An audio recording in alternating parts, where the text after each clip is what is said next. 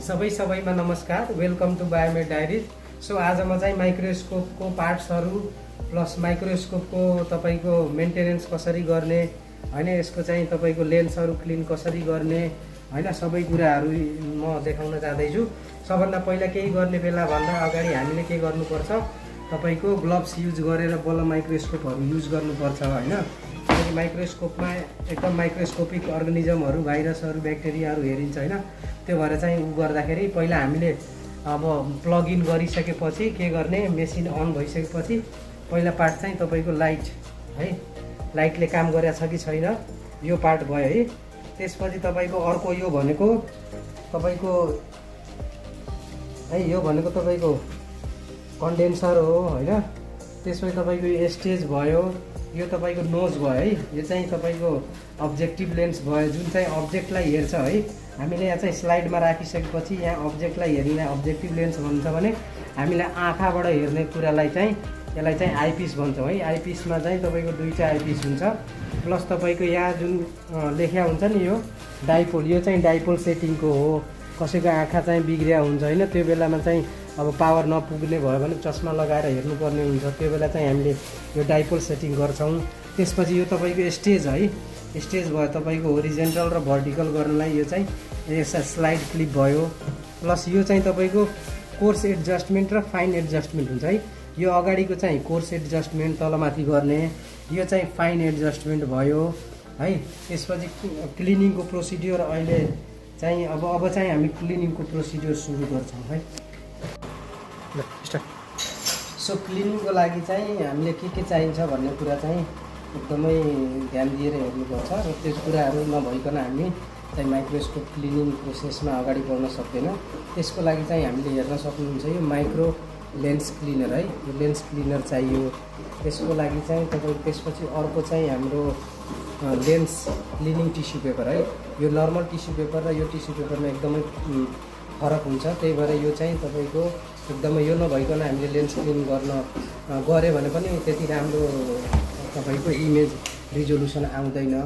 त्यसपछि अर्को भनेको नर्मल सर्फेस क्लिनिङ गर्नको लागि यो टिस्यु पेपर भयो, भनेपछि लेन्सको भित्र क्लिन गर्नलाई यो टिस्यु पेपर भयो। त्यसपछि तपाईँको अब यो लेन्सभित्र आइपिसभित्र अब कुनै डस्टहरू अथवा केही भयो भने यसले चाहिँ मिलाउनलाई गर्नलाई चाहिँ यो युज गर्छौँ हामीले।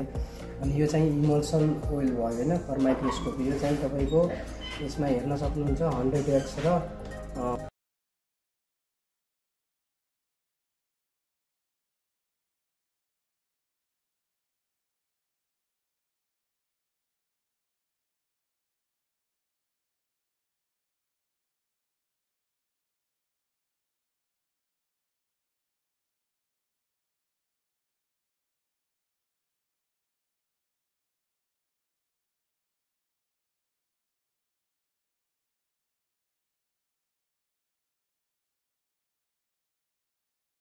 चाहिँ अघि मैले भनेको इयरबडलाई लिने लेन्स क्लिनरभित्र चोब्ने होइन। अनि यसलाई चाहिँ मजाले यो साइडमा है यसरी सफा गर्ने, अनि यो साइडमा पनि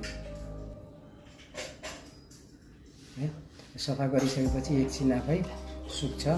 सुकिसकेपछि फेरि हामीले योमा युज गरेर त्यस्तै गरी अघिको मैले लेन्स क्लिन गरेर यहाँ चाहिँ राखेको यो टिस्यु पेपर चाहिँ हामीले लेन्स क्लिनर हो, यसलाई चाहिँ युज गरेर यहाँ चाहिँ राख्छौँ। यो चाहिँ तपाईँको एकदम क्रिस्टल क्लियर हुनु पर्यो र तपाईँको यो अब जुन यो लेन्स क्लिनर युज भएको छ त्यो त सुक्नु पर्यो होइन। सुक्नलाई चाहिँ हामीले यो ठाउँमा राखेर अनि पछि यसैले राम्ररी पुछेर हामी सुकाउनुपर्छ।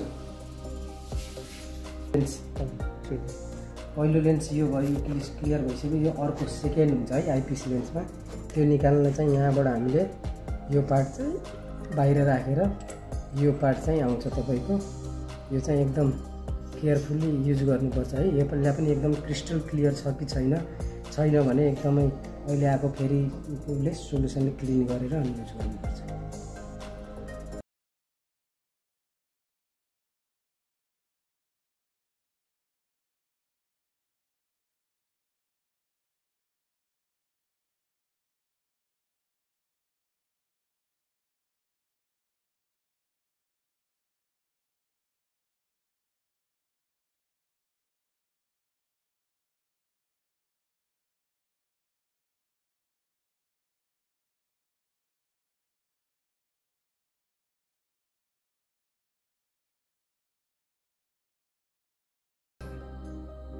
यस्तो क्रिस्टल क्लियर इमेज आउनुपर्छ।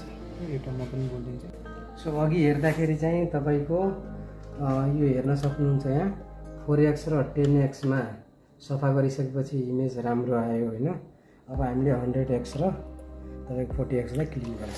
सो हाम्रो अब्जेक्टिभ लेन्स चाहिँ कुन म्याग्निफिकेसन कतिको छ भन्ने हेर्दाखेरि चाहिँ हामीले यहाँ पहिलो हेर्छौँ 10x छ भने यो 10x म्याग्निफिकेसनको हो भने यो चाहिँ हाम्रो हेर्नुहुन्छ यहाँ 40x हो चाहिँ इमेजलाई चाहिँ 40 टाइम्स म्याग्निफाई गरेर देखाउँछ, त्यही भएर 40x भनेको हो।